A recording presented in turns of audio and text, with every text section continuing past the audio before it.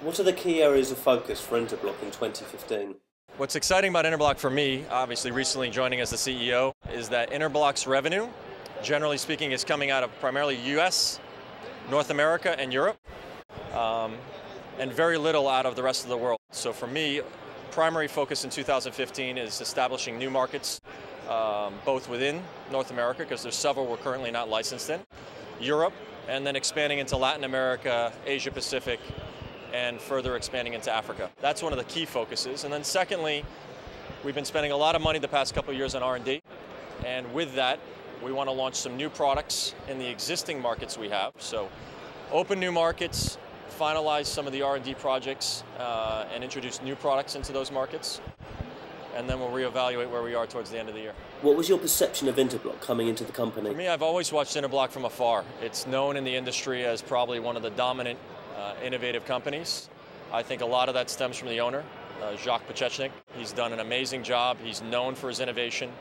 So for me, I consider it, a privilege to work with someone like that, because it gives me the tools I need to really think about how to take Interblock to the next level. When I think about Interblock, where we'll be in 12, 36 months, truly a global company, and I mean that sincerely, global by all standards, with a consistent product roadmap that really puts Interblock on the map outside of just roulette and a couple of the other table products. I think Interblock's R&D capability, the leadership of Jacques, as I mentioned, will allow us to diversify our portfolio, not just in the electronic table sector, but into other areas. What are the major differences for a gaming manufacturer being based out of Slovenia compared to Las Vegas? I had the privilege in my career to run international divisions before. I really enjoy it. I think if you want to be a global company, it has to start at the top. So I've had the opportunity to live internationally, and now working and running a company based out of Slovenia.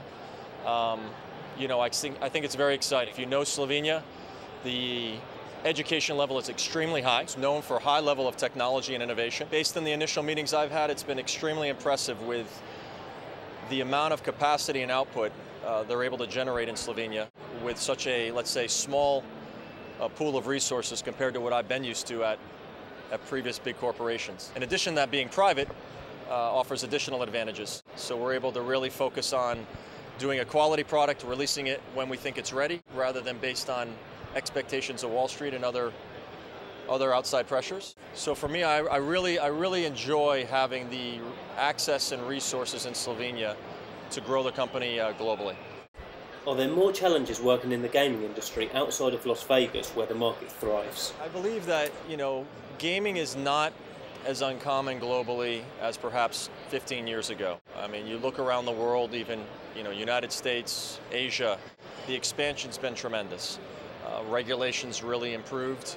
So if you have a licensable company, you have a good product as Interblock does, the ability to go global, whether you're based out of Slovenia or based out of Las Vegas, really, with technology where it is today, and the communication and relationships between the various casino organizations and regulatory bodies, for me, is not as complicated as you would have expected. That being said, I do plan on investing more in Las Vegas. We will be adding resources there because the North American market for us is definitely a growth area. And quite frankly, we're looking at opening offices in other parts of the world, whether it be Latin America or Asia Pacific. I don't personally feel having a large resource base in Slovenia is something other than an advantage.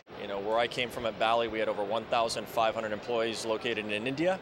It was a tremendous strategic advantage, and quite frankly, I see Slovenia as the same way.